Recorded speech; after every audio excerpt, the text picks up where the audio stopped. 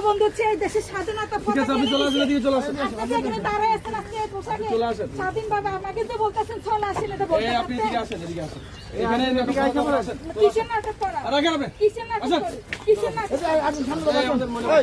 বঙ্গবন্ধুর বাড়ি দেখার জন্য ওনার স্মৃতিস্তম্ভে ওনার পতাকা নিয়ে একটু দাঁড়াবো, এর জন্য আজকে আসছি এখানে।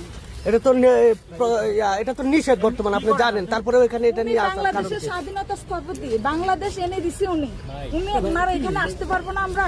ওদিক টাকায় কথা বলেন। আমি এদেশের নাগরিক হিসাবে যদি ওনারা, আমি সাধারণ নাগরিক সমর্থক না হই, তারপরে কি আমার কি অধিকার নাই এখানে এসে ওনাকে সম্মানিত করার? আমি যে আজকে এখানে দাঁড়াই কথা বলতেছি, ওনার অবদানে কথা বলতেছি, তাহলে ওনাকে এভাবে অসম্মানিত করা, এটা হচ্ছে বাংলাদেশের জন্য সারা বিশ্বের কাছে। আপনি স্লোগান দিচ্ছিলেন একটি, মূলত স্লোগান দিচ্ছি এই যে এতদিন ধরে যে ডক্টর ইউনূস যে অবৈধ নির্বাচন করছে, ওনার নামে যেসব গুজব রটাইছে, এর জন্য এখানে দাঁড়াই আমি স্লোগান দিতে চাইছি। অবৈধ নির্বাচন কিভাবে ভাবলেন? দেশের মানুষ মনে করছে এবার ভালো নির্বাচন হয়েছে। 50% মানুষের সমর্থন নাই, সেখানে এটা কিভাবে বৈধ নির্বাচন? স্লোগান দিয়েছিলেন? জয় বাংলা, জয় বঙ্গবন্ধু। আবার একটু বলেন। জয় বাংলা, জয় বঙ্গবন্ধু। আপনি কি কোনো দল করেন? আমি আওয়ামী লীগের কর্মী, আওয়ামী লীগের সমর্থক, শেখ হাসিনার কর্মী। আপনি শেখ হাসিনার কর্মী কোথাকার?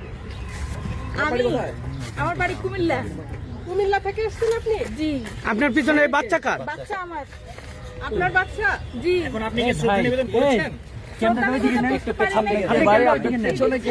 এখানে দাঁড়াইছি, পতাকা নিয়ে দাঁড়ানোর পরে তো দেখছেন যে আমার হ্যান্ডমাইকটা নিয়ে কি চান এখন স্যার যে ওনারা যে গণতন্ত্র বলে, এই যে মাননীয় প্রধানমন্ত্রী শেখ হাসিনাকে যে এভাবে দেশ থেকে বাধ্য করছে, স্বৈরাচার বলে খেদাই দিছে, তাহলে গণতন্ত্র মানে কি? সব দলের অংশগ্রহণে নির্বাচন হবে, সব দলের মতামত থাকবে।